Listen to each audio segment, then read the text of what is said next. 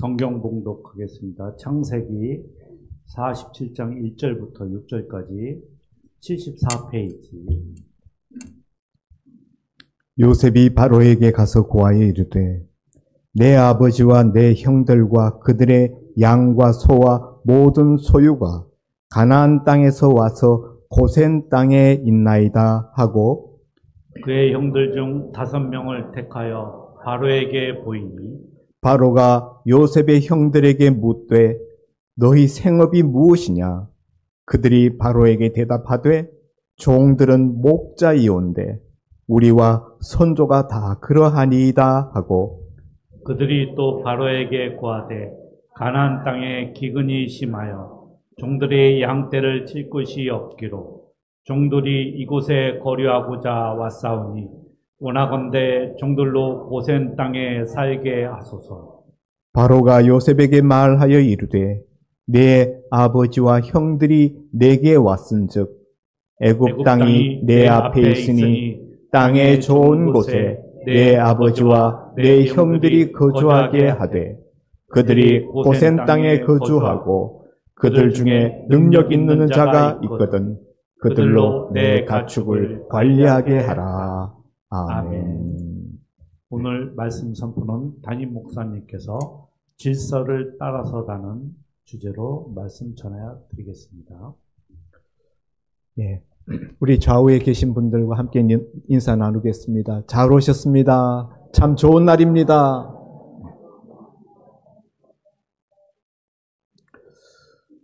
지난 주일에 우리 요셉의 이야기를 나누었습니다.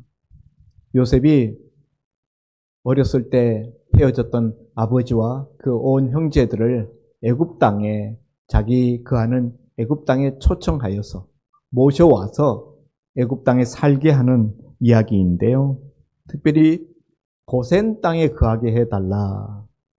고센 땅을 목표로 왜 하필이면 고센 땅에 살려고 하는가 하는 내용을 우리가 지난 주일에 살펴보았습니다. 고센 땅은 땅이 특별히 더 기름지고 좋아서라기보다 물론 그런 면도 있지만은 가장 큰 이유는 고센 땅이 애굽의 주류 사회와 동떨어져 있는 격리된 장소였기 때문이다. 애굽 땅에 와서 이 야곱의 일가족이 애굽에 동화되지 아니하고 아브라함의 후손으로서 언약 공동체로서의 그들의 정체성, 하나님을 섬기는 사람들이라는 그들의 정체성을 유지하기 위하여서 애굽에 동화되지 않기 위하여서는 격리된 장소에서 사는 것이 좋겠다라는 전략적인 판단이 사실은 신앙적인 판단으로 말미암아 애굽의 변방인 고센 땅에 살도록 그렇게 조처들을 취하는 것을 우리가 살펴보았습니다. 그리고 또 다른 한 가지 이유는 하나님이 그 조상들에게 약속하신 가나안 땅으로 복귀할 때, 가나안 땅으로 돌아가야 할 때 가나안 땅으로의 복귀가 용이한 그런 위치를 잡아야 되겠다. 가장 가나안 땅에서 가까운 곳, 그것이 바로 고센 땅이었기 때문에 야곱도 그리고 요셉도 고센 땅에 살고자 했다 하는 것을 우리가 살펴보았습니다. 오늘은 그 고센 땅에 거하게 되는 이 과정 중에 요셉이 애굽의 총리가 되어서 바로 왕 다음 가는 권력자가 되었음에도 불구하고 이 모든 과정을 자기 임의대로 처리하지 아니하고 바로 왕에게 일일이 다 보고하고 바로 왕의 결재, 바로 왕의 허락을 받고 이 일을 진행시킨다 하는 것을 우리가 살펴보고자 합니다. 1절에 보니까 요셉이 바로에게 가서 고하여 이르되 내 아버지와 내 형들과 그들의 가축대가 가나안 땅에서부터 와서 고센 땅에 있습니다. 가나안 땅에서 애굽으로 내려오는 그 관문, 그 길목에 있는 땅이 고센 땅이기 때문에 지금 거기에 와 있다는 거죠. 그런데 그 형제들, 12형제들인데 형제들 중에 5명만 택하여서 바로에게 보였다. 2절 말씀에 나와 있습니다. 왜 12형제 다 나가서 바로 왕에게 보이지 않고 5명만 바로 왕에게 아련하게 했을까? 물론 소떼 양떼 가축떼를 거느리고 왔기 때문에 그 가축떼를 돌볼 사람들이 필요했겠죠. 그런데 사실은 종들도 많이 있잖아요.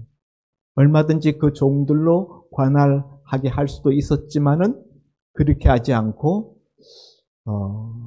형제들 중에 일부는 남아있게 하고 5명만 바로왕 앞에 나가서 보이게 했다. 요셉까지 합하면 6명이죠.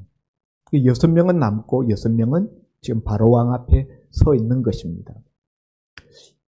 아마 이렇게 한 것은 요셉이 생각할 때 바로왕 앞에 너무나 많은 12명의 형제가 우르르 왕궁에 몰려 들어가는 것보다는 좀 숫자를 절반쯤 줄여서 그 중에 형제들 중에도 보면은 좀 보기에 너무 허술하지 아니한 그런 형제들을 추려서 바로왕 앞에 인사를 시킨 것이 아닐까 생각합니다. 뭐 형제들이 다 인물이 좋았을 수는 없죠. 좋은 사람도 있고 그렇지 못한 사람들도 있고 체격이 큰 사람도 있었을 것이고 그렇지 못한 사람도 있었을 것이고 그런 것 등등을 감안해서 왕에게 자신의 가족들을 소개할 때 너무 이제 외견적으로 초라하지 않을 수 있는 그런 형제들을 뽑아서 좋은 이미지, 좋은 인상을 주려고 이렇게 했다라고 생각되어집니다.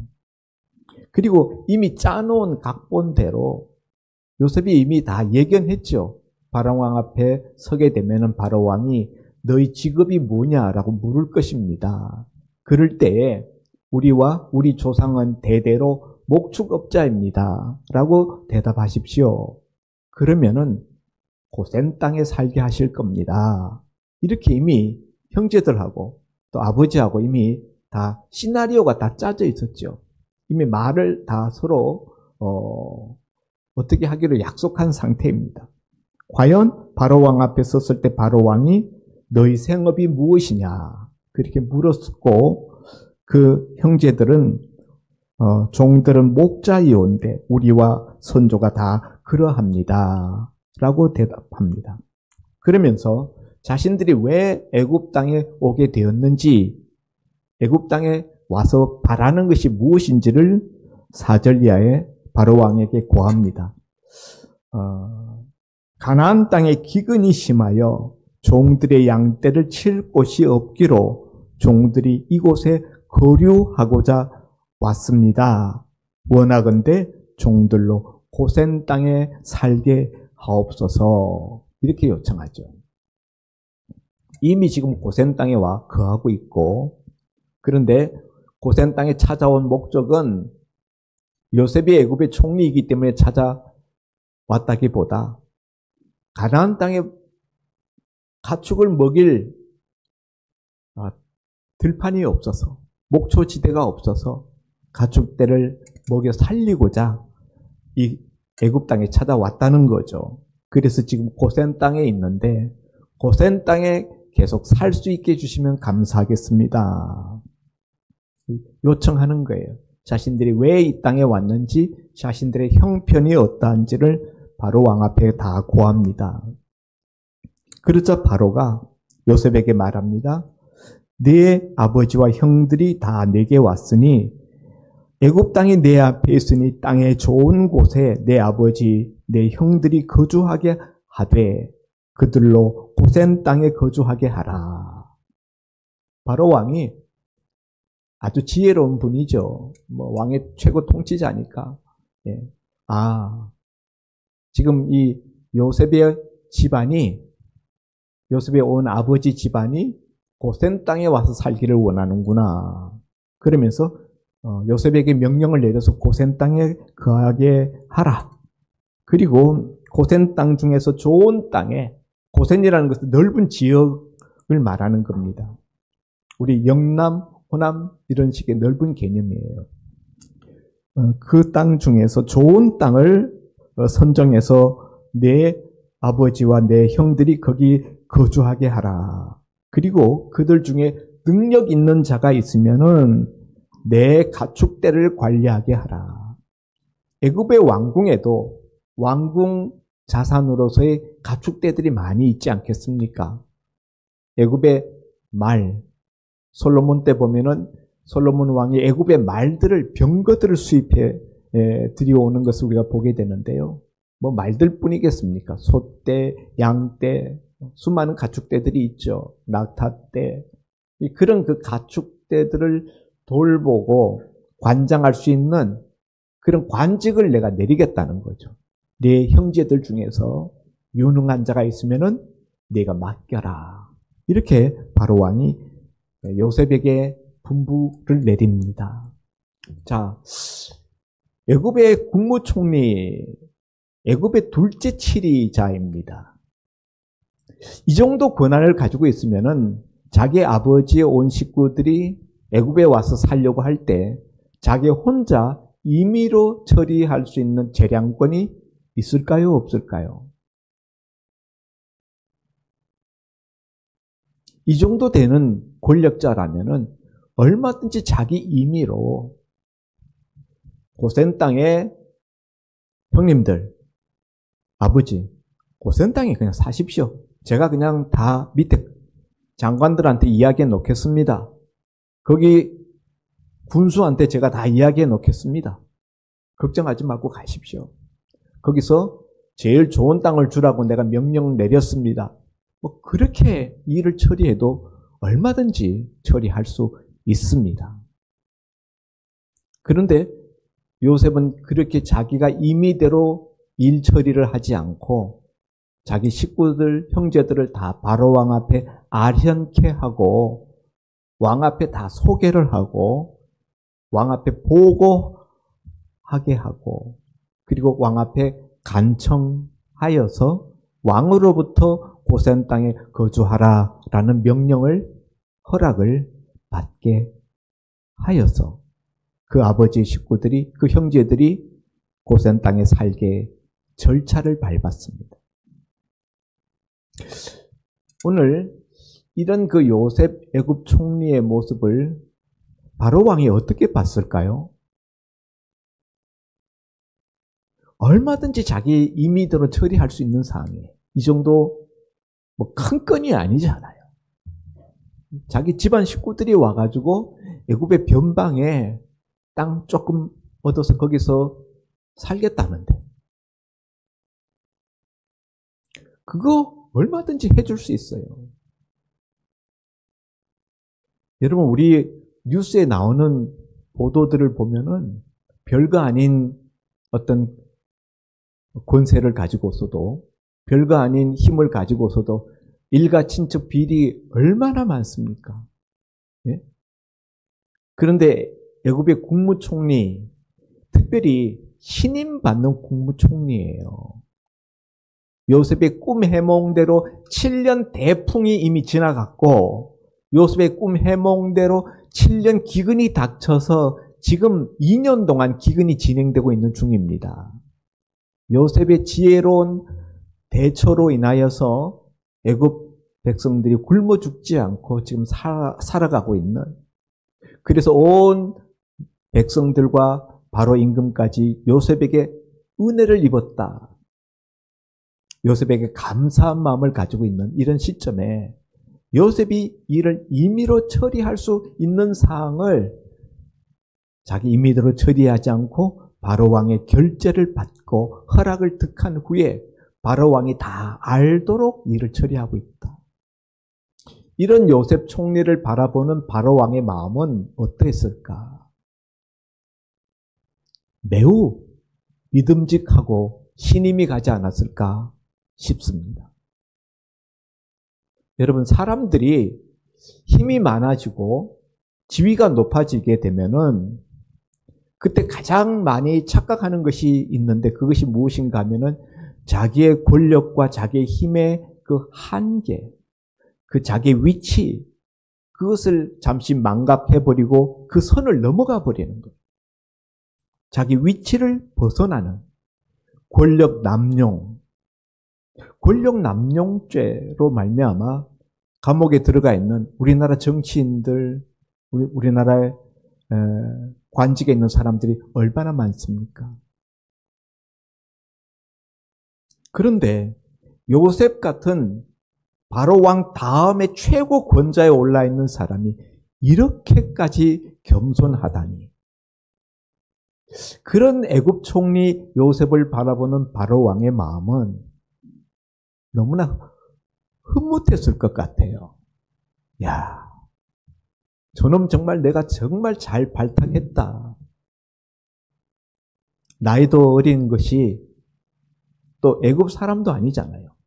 히브리에서 노예로 팔려온 노예 출신자인데 그럼에도 불구하고 그 모든 일 처리하는 것과 또 자기 주군인 바로 왕을 대하는 그 모든 태도가 바로 왕의 마음에 아주 흡족했다.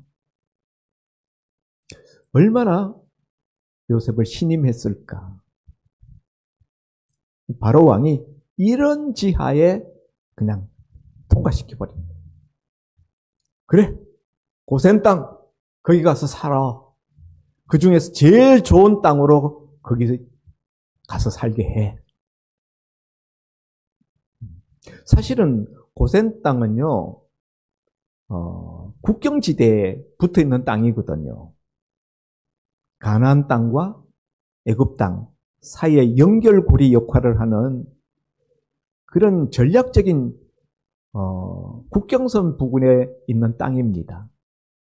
그런 곳에 이민족이 들어와서 그 땅을 눌러 앉아서 살게 될 경우에 신임할 수 없는, 믿을 수 없는 사람들이라면 문제를 일으킬 수가 있어요. 그렇잖아요. 국경선에서 적과 내통하고 스파이 노릇을 한다든가 거기서 뒤통수를 친다든가 거기에 애국 군대의 전초부대, 국경선을 지키는 군대들이 있단 말이에요. 그 뒤에 마을에 지금 살고 있는 거나 마찬가지예요. 사실은 믿을 만한 사람들이 아니면 국경선에 살게 하지는 않습니다. 우리 이북에서 휴전선에 배치하는 군인들은 어떤 사람들을 배치합니까? 출신 성분이 확실하고 이남으로 넘어가지 않을 만한 그런 믿음직한 사람들만, 그런 가정 출신의 자녀들만 배치한대요. 그럼에도 불구하고 이 요셉의 형님들 가족들을 다 이 국경선에 배치했다, 살게 했다 하는 것은 바로 왕의 입장에서는 요셉을 그토록 신임하고 믿었다라는 말로 우리가 바꾸어 들을 수가 있습니다. 자, 오늘 설교 제목이 질서를 지키라 라는 건데요.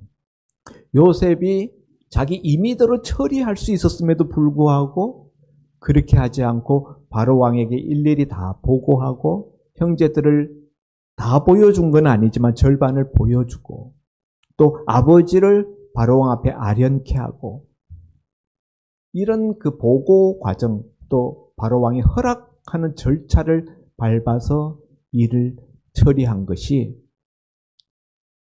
굳이 그렇게까지 할 필요 있어? 얼핏 생각하면 우리가 그렇게 생각할 수도 있는데 그것이 요셉의 정체성이었다. 요셉의 정체성은 첫 번째, 나는 하나님의 사람이다 라는 정체성. 그렇기 때문에 고센 땅, 애굽 주류사회에 동화되지 않는 주류사회, 떨어진 변방 고센 땅에 자기 형제들을 살게 해야 되겠다. 그 정체성, 하나님의 사람이라는 정체성 때문에 보디발의 아내의 그 집요한 유혹도 알뜰하게 물리쳤죠. 요셉이 가지고 있었던 또 다른 정체성은요, 나는 바로 왕의 신하라는 정체성이에요. 최고 바로왕의 바로 다음 자리인데 1인 지상 만인이 자기 발 아래 한 사람만 자기 위에 있어요. 이쯤 되면은 정말 아나무인일 수가 있는데 사람이 눈에 뵈지 않을 수가 있는데요. 바로왕 앞에 요셉은 그렇지 않았다.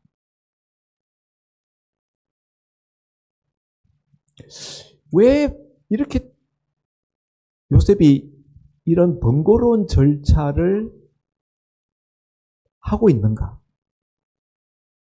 나는 바로왕의 신하로서 내가 하는 모든 일들은 바로왕이 알아야 된다.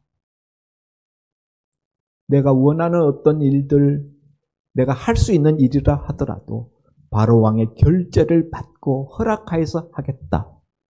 라는 그런 생각, 바로왕의 신하라는 자기 정체성, 그것 때문에 요셉은 일을 이렇게 하고 있는 것입니다. 질서를 지키겠다는 거예요. 바로왕의 신하로서 신하된 예의와 그리고 절차를 지키겠다. 그래서 왕에게 다 보고하고, 그러나 사실은 왕이 자기가 원하는 대로 일을 처리하도록 미리 다 지혜롭게 다 미리 사전 포석을 다 깔아놨잖아요. 고센 땅에 아버지 집안 형제들이 와서 이미 와 있도록 했어요. 거기서부터 불러서 왕 앞에 아련케 하고 또 형님들의 입술을 통하여서 모쪼록 고센 땅에 거하게 해주시기를 원하나이다. 이렇게 요청케 하고. 바로왕의 허락으로 되어지는 일이지만 사실은 그 전에 일이 그렇게 흘러가도록 지혜롭게 포석들을 다 깔아놓았어요. 그러나 그 일의 결정권자는, 최종적인 승낙은 바로왕의 승낙하에 일이 진행되도록, 매듭지어지도록 그렇게 요셉은 일 처리를 했다 하는 겁니다. 이것이 요셉의 자기 정체성이고 요셉의 지혜입니다. 요셉의 겸손이기도 하지요. 사랑하는 성도 여러분, 우리가 인생을 살면서 정말 우리가 놓치지 말아야 될 중요한 한 가지가 있는데 그건 뭐냐면요, 자기 위치와 자기 자리를 아는 거예요. 창세기 1장에 하나님이 천지를 창조하시고 난 다음에 에덴 동산을 마련하시고 거기에 사람 아담 하와를 살게 하셨는데 그 동산 중앙에 생명나무와 선악을 알게 하는 나무를 두었다. 선악과 그 나무를 따먹지 말라. 따먹는 날에는 너희가 정령 죽으리라. 하나님이 그렇게 말씀하십니다. 왜 선악과 나무를 거기에 두었느냐? 그거 없었으면은 그거 따먹고 타락하는 일도 없었을 텐데 이런 이야기들을 많이 하지 않습니까? 선악과 나무를 에덴 동산 중앙에 하나님이 두신 이유는 사람이란 존재가 어떤 존재인가를 규명하는 나무예요. 사람에게 모든 세상 만물을 다 다스리게 하시고 이름을 지어주게 하셨고 관리하는 관리자의 위치를 주셨지만은, 그러나 사람은 하나님 아래에 있는 존재다 라는 것을 가르쳐 주시는 나무가 바로 선악과 나무예요. 사람은 하나님의 말씀을 들으면서 살아야 되는 하나님 아래에 있는 존재, 하나님의 권위 아래, 하나님의 말씀 아래 살아가야 되는 존재라는 것을 규명해 주는 나무가 선악과 나무입니다. 사람의 위치를, 사람의 한계를 그어주신 거죠. 선악과 나무 열매를 따먹지 말라라는 말을 다른 말로 바꾸면, 쉬운 말로 너 선 넘지 마라. 내 자리, 내 위치를 지켜라. 그런 이야기예요. 인간으로서 하나님 앞에서 지켜야 될 선. 인간이라는 존재가 하나님 아래 하나님 말씀을 들으면서 살아가야 되는 존재라는 이 위치를 지키라는 거죠. 에덴 동산에서 인간은 이 하나님의 이 요청에 실패했습니다.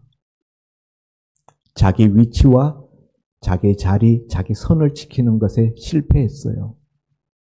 그 아담 하와의 후손된 우리들도 인생을 살아가면서 자기 위치와 선 자리를 지키는 일에 계속적으로 실패해 오고 있습니다.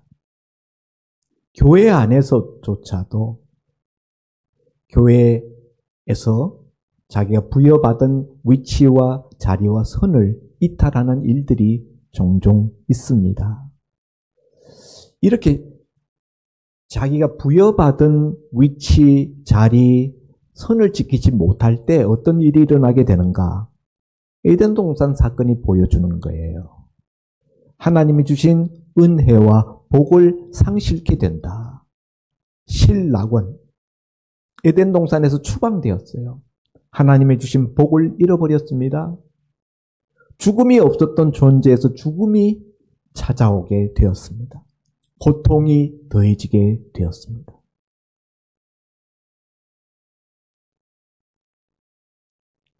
우리 주변에도 보면요. 제가 몇 번 말씀드린 적이 있습니다. 교회가 아니에요.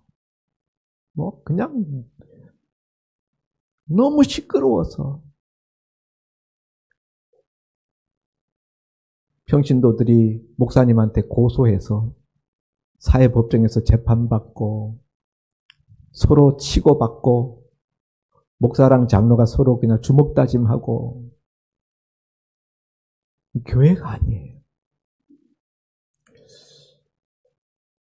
제가 재판국원으로 그 교회 문제 재판도 하고 판결을 내리고 일 처리를 한다고 했는데 아직도 여전히 전투 중에 있습니다. 왜 그렇게 되는가? 자기 위치, 자리를 지키지 않고 선을 이탈했기 때문에.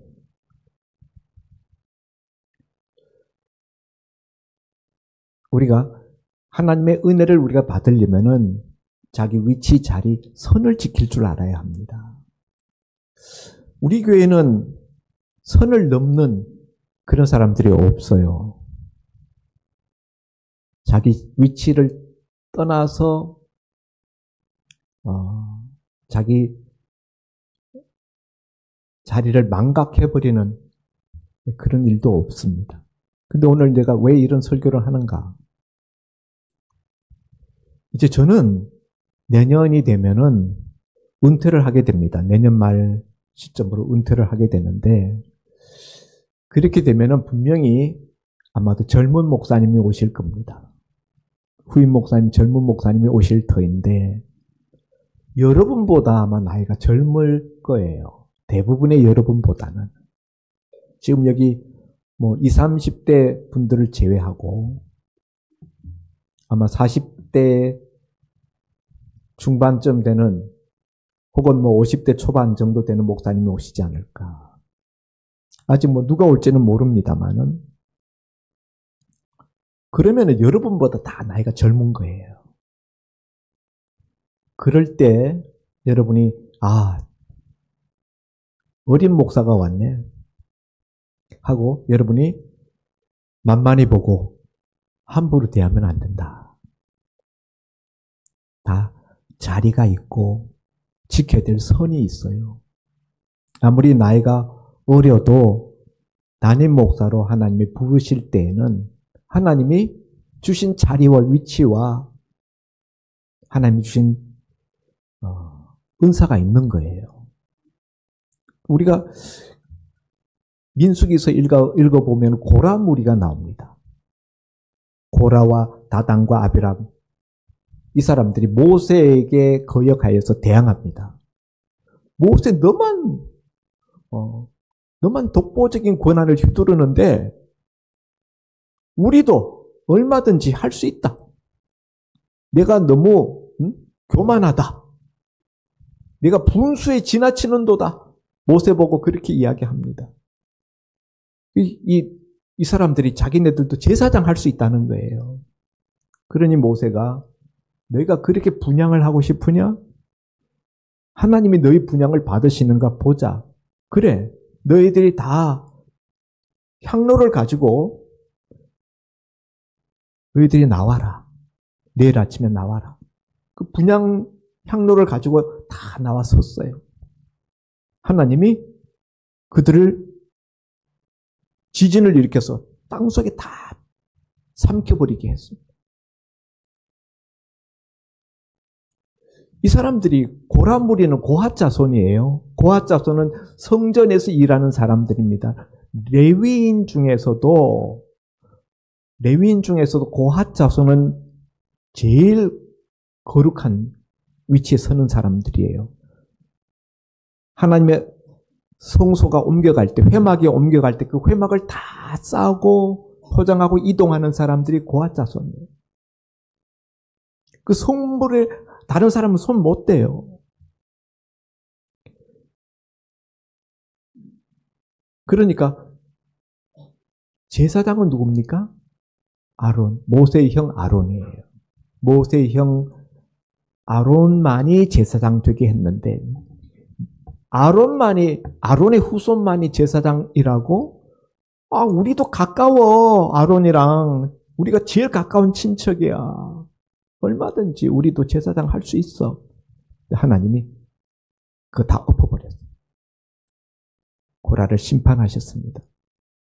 자기 위치를 넘어갔다는 거죠. 모세가 미리암이 죽고 아내 미리암이 죽고 후처를 얻었습니다. 그때 구스 여자, 이디오피아 여자를, 그러니까 흑인인 여자를 아내로 맞이했어요. 그때 모세의 누나 미리암과 모세의 형 아론이 모세를 비방합니다. 왜 그런 여자를 아내로 맞아들였냐고.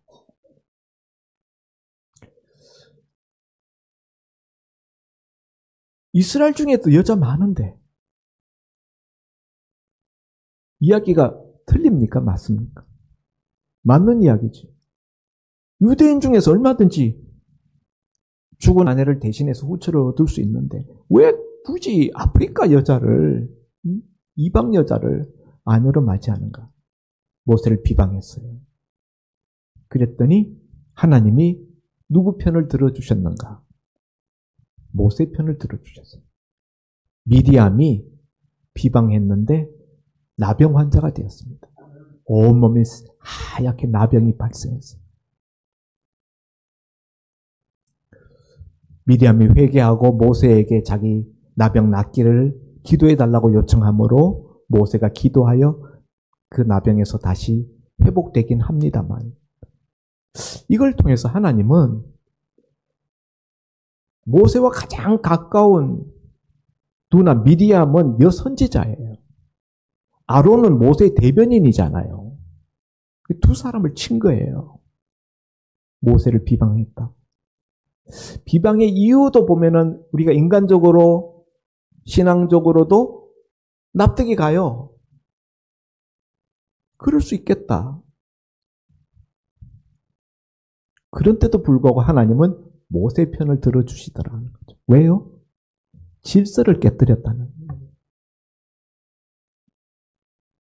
사랑하는 성도 여러분, 세상 사람들은요, 자리에 얼마나 관심이 많은지 몰라요. 자리, 감투. 그래서 돈을 쓰고서라도 자리를 차지하려고 합니다. 우리 지금 수사에 오르고 있는 여러 가지 내용들이 있잖아요. 돈을 주고 로비를 해가지고 무슨 자리를 얻으려고 했다. 그래서 그거 지금 뭐 특검이 붙어가지고 수사하고 그러잖아요. 그런데 여러분, 우리는 자리에 마음을 빼앗기는 사람이 되지 말고 우리는 사명의 마음을 빼앗겨야 된다. 하나님의 백성들은요, 자리를 탐하는 자가 아니라 사명을 탐하는 자가 되어야 합니다. 그리고 내 자리가 지금 정확하게 어딘지를 분명히 인식해야 돼요. 내 자리. 그리고 내 자리의 한계, 선. 그걸 명확하게 인식을 하자. 그리고 그 내 자리를 확인하고 그 자리에서 이탈하지 말자. 선을 넘어가지 말자. 자기의 자리가 마음에 들지 않으면은 나는 좀 더 나은 자리로 나는 올라가야 되는데 이런 마음을 갖고 있다면은 지금 있는 자리에서 충성하여서 인정을 받으시고 허락을 받으시기 바랍니다. 하나님의 허락. 있는 자리에서 충성하면은 하나님이 높여주셔요. 하나님께 인정받으면은. 요셉이 그랬잖아요. 애굽의 12대장 보디발의 집에 말단 노예로 들어가서 충성하니까 보디발이 그 집안 모든 사물을 관장하는 가정 총무로 세워주었습니다. 모함을 받고 감옥에 들어갔습니다만 충성하니까 감옥의 간수장의 신임을 받고 감옥 모든 재반 사물을 요셉의 손에 위탁하고 요셉이 모든 감옥 안의 죄수들을 관장하게 하였습니다. 거기서도 충성하니까 바로 왕의 왕궁에 들어가서 바로 왕의 오른팔 국무총리가 되는 그런 자리를 얻게 됩니다. 그 자리에서도 요셉이 충성하잖아요. 자리를 탓하지 말고 우리가 충성하자는 거죠. 불평하지 말고 다른 사람 자리 시기하지 말고. 지금 고라의 문제가 뭡니까? 미디암과 아론의 문제가 무엇이었습니까? 시기하는 거예요. 모세를 시기했어요. 우리는 하나님이 각자에게 주신 자리가 있고 각자에게 주신 사명이 다르다. 신분적인 차별은 없습니다. 교회 안에 목사나 장로나 서리집사나 그냥 각 교회에 들어와서 아직 세례 못 받은 사람이나 신분의 차이는 없어요. 신앙 고백하면은 예수 믿으면 다 하나님의 자녀라는 동일한 신분입니다. 그렇지만은 신분적인 차별은 없지만은 하나님이 주신 직책 그리고 사명의 구별은 있다. 차별과 구별은 다른 거예요. 구별됨이 있어요. 그리고 그 사이에서 선을 자기 자리를 지켜야 된다. 요셉이 이렇게 절차를 잘 밟아서 바로왕 앞에 허락을 이렇게 득하는 과정을 거치자 바로왕이 보고 내 형들 중에 목축에 능한 자가 있으면은 애굽 바로왕의 왕궁의 모든 가축대 그 재산을 맡길 터이니 내 가축대도 돌보아다오. 이렇게 관직을 내리잖아요. 그것도 한 장관의 자리예요.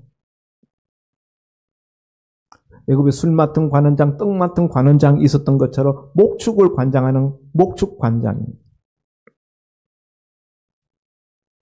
형님들은 그냥 애굽에 와서 애굽 땅에 와서 그냥 살게만 해도 좋은데 바로 왕으로부터 관직까지 허락을 받습니다.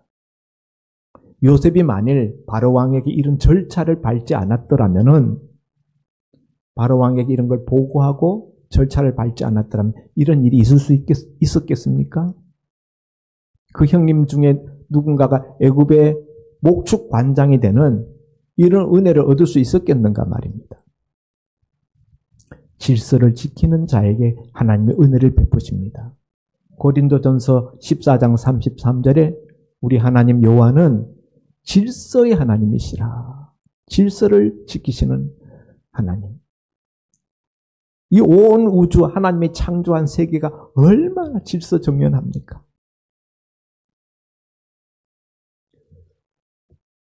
제가 아는 우리 노예의 어떤 교회에서 있었던 이야기입니다. 목사님이 후임으로 세울 후임 목사님을 미리 초청해서 같이 사역을 했어요. 3년 동안 같이 지내보고 특별한 하자가 없으면 후임으로 맡기겠다 했는데 이 젊은 후임 약속된 목사님이 와서 보니까 목사님은 오래된 옛날 목사님 같고 교회 안에 안수 집사님들이 있는데 안수 집사님들 보니까 좀 생활도 형편도 넉넉하고 그분들하고 이렇게 같이 친해서 같이 밥 먹고 따로 나가서 이제 그러면서 이야기하다 보니까 야 우리 같이 한번 골프 치러 갈까요? 그렇게 해서 이제 같이 골프 치러 다니기 시작했어요. 목사님은 골프 채도 잡아본 적이 없는 목사님이신데 이제 이 교인들하고 이 후임 목사님 예정자하고 같이 이제 계속 골프 치고 밥 먹고 다니고 그러면서 좋은 현상이 나타난 게 아니라 목사님에 대해서 비난하는 이야기. 꼭 그렇게 뒤에 모이면요. 목사님이 이렇게 비방하고 흠집내는 그런 이야기. 그런 이야기 하다 그 이야기가 목사님 귀에 들어갔다. 목사님이 그 후임으로 예정한 목사님 쫓아냈어요.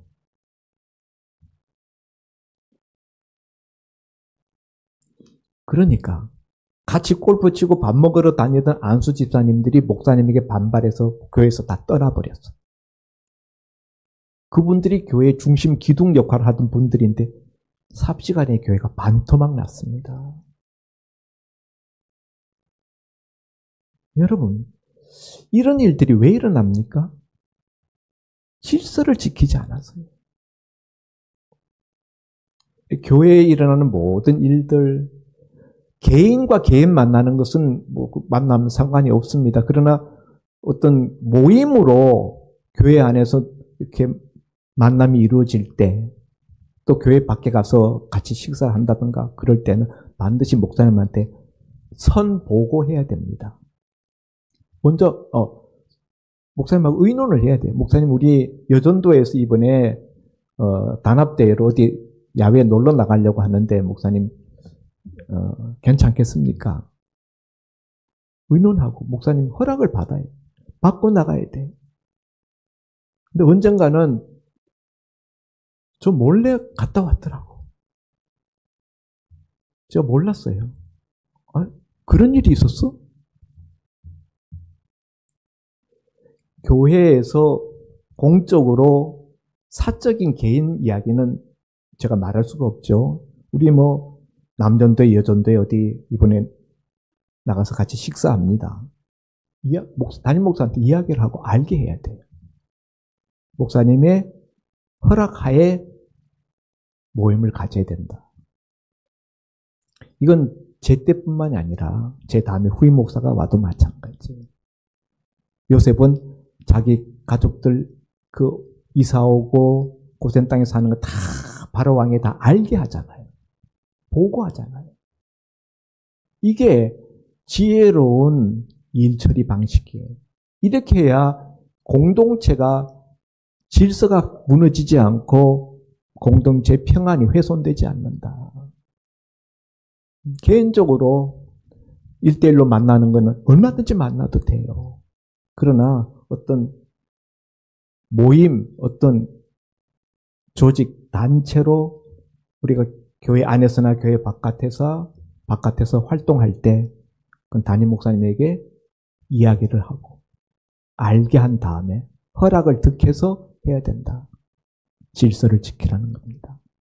질서를 지키면은 하나님의 은혜, 하나님이 주시는 기름 부으심이 있지만은 질서를 깨뜨려 버리면은 거기에는 하나님의 기름 부으심이 없다. 성경 역사를 통해서 우리가 알 수 있습니다. 아멘입니까? 기도합니다. 하나님 아버지, 오늘 애굽 국무총리 요셉이 자기 임의로 자기 가족들의 고센 땅 거주를 결정짓고 추진할 수 있었지만은 그 모든 과정을 바로 왕에게 일일이 보고하고 바로 왕의 허락을 득한 후에 그렇게 모든 일들을 처리하는 것을 우리가 보았습니다. 질서를 지키려는 그 요셉 총리를 바로 왕이 얼마나 기뻐했으며 흐뭇해했을까. 하나님은 질서의 하나님, 질서를 지키는 것을 기뻐하신다라는 것을 말씀을 통하여 들었습니다. 질서를 지킬 때 교회가 평안하고 질서가 무너지면은 교회의 평안도 깨어지고 하나님의 기름 부으심도 거두어진다는 사실을 말씀을 통해 나누었습니다. 우리 모든 성도님들이 자기의 세상에서의 자리에서나 교회에서의 자리에서나 자기의 자리를 또 자기의 위치를, 자기의 선을 잘 지키며 질서를 사수하는 그런 지혜로운 종들, 충성스러운 종들이 되게 하여 주옵소서. 아멘. 예수님 이름으로 기도하옵나이다. 아멘. 말씀 감사드립니다. 353장 부르면서 봉헌 드리겠습니다.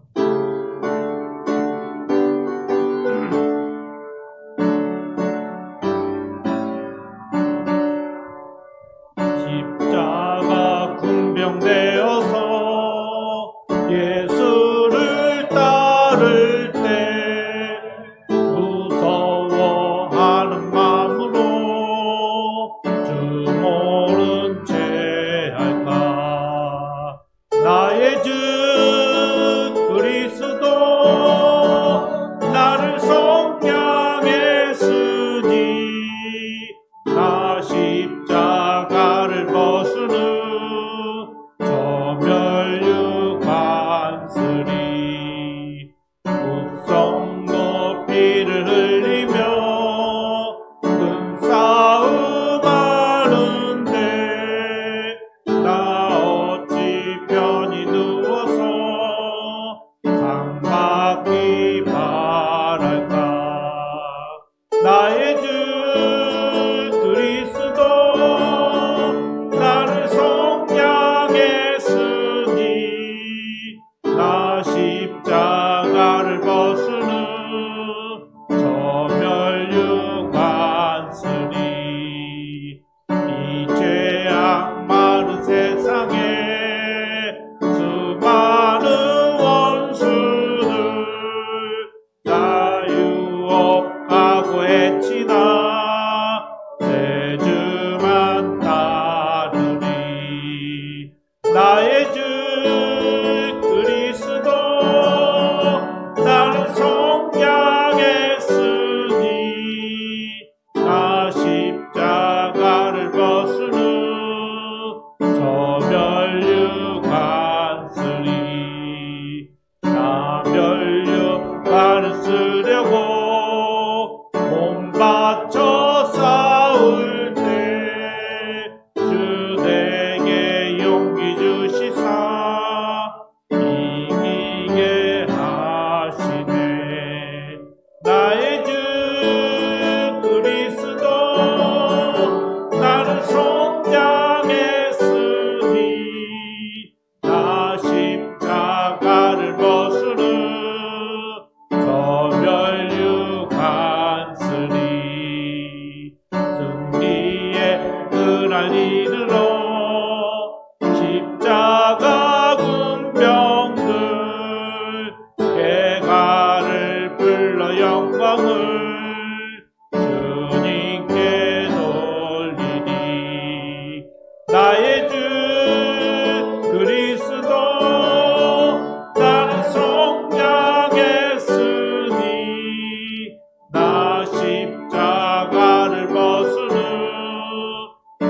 멸류갔으니. 담임 목사님께서 봉기도 드립니다. 주님 은혜 감사합니다. 오늘도 말씀을 듣고 우리를 깨닫게 하시고 은혜를 베풀어 주신 주님, 들은 말씀대로 살 수 있게 하여 주옵소서. 이 시간도 하나님 베풀어 주신 은혜들을 기억하고 감사함으로 우리의 아끼는 것 중에 일부 물질을 주님 앞에 드립니다. 감사의 마음으로 하나님 앞에 드리는 그 심령들 주님 연락하여 주셔서 먼저 저들의 영혼이 잘 되게 하시고 그 영혼이 잘 됨 같이 범사에도 잘 되게 하시고 육신에도 강건함을 부어 주옵소서. 그 손으로 그 팔로 무슨 일을 도모할 때 주의 오른손이 함께하여서 형통케 하시옵고 저들의 드린 그 자리가 축나지 않도록 하나님 채워주시고 갚아주옵소서. 이 드린 예물 주의 손에 올려드립니다. 주께서 쓰시고자 하는 대로 하나님의 나라 확장되는 일에 요긴하게 쓰임받게 하여 주옵소서. 감사하며 예수님 이름으로 기도하옵나이다. 아멘. 교회 소식 전해드리겠습니다.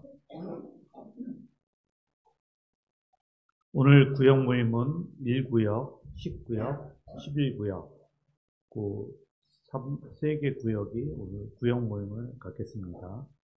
그리고 다음 주에는 남전도 헌신 예배가 있습니다. 예배를 마치고 점 식사 후에 낮 1시 30분에 헌신 예배가 있습니다. 강사 목사님으로는 반석위 평택교회를 담임하고 계신 강구현 목사님께서 인도해 주시겠습니다. 등록 새 가족 인사를 드리겠습니다. 유정희 성도님. 지난번에 인사하셨습니다. 다시 한번 환영드립니다. 그 성도 동정이 있습니다. 다음 돌아오는 토요일 날 9월 6일 낮 12시에 김규남 이현명 집사님 아들인 김영용 군이 결혼합니다. 축하드립니다.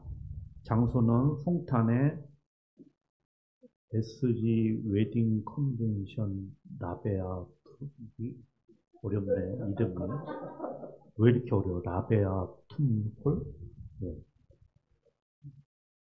네, 거기에서 있습니다. 11시에 참석하실 분은 교회에서 출발합니다.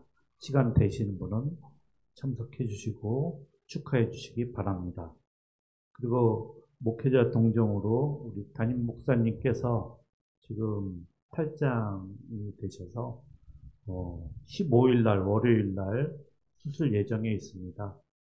잘 수술 받으시고 완쾌 될 수 있도록 기도해 주시기 바랍니다. 그리고 지금 찬송이 잘 안 되셔서 제가 더 크게 부르고 있습니다. 지금 목이 좀 아픕니다. 그래서 최선을 다해서 그렇게 다 기도해 주시기 바랍니다.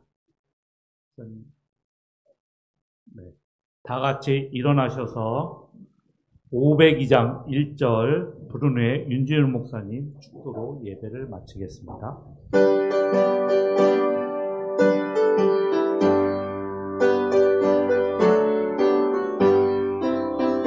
빛의 사자들이여 서가서 어둠을 물리치고 주의 진리 모르는 백성에게 복음의 빛비춰라. 빛의 사자들이여 복음의 빛비춰라. 죄로 어두운 밤 밝게 비춰라. 빛의 사자들이여. 말씀이 육신이 되어 이 땅에 오셔서 십자가 달려 죽으시고 장사 되셨다가 삶 안에 부활하시고 하늘로 승천하셨다가 다시 오실 우리 주 예수 그리스도의 은혜와 하나밖에 없는 독생자 예수님 이 땅에 보내주시기까지 하신 우리 하나님 아버지의 무한하신 사랑하심과 성령님의 대주교통 충만 역사 인도하심이 오늘도 담임 목사님의 말씀을 듣고 이제 질서 있게 바로 세워져 가게 되어질 오늘 소망께와 한명 목사님 전하시는 말씀을 듣고 늘 순종하며 하나님께 영광 돌리는 우리 모든 사랑하는 성도님들과 가정과 직장과 사업과 하시는 일들에와 이제 자자손손 위에 이제부터 영원까지 함께 있을지어다. 아멘.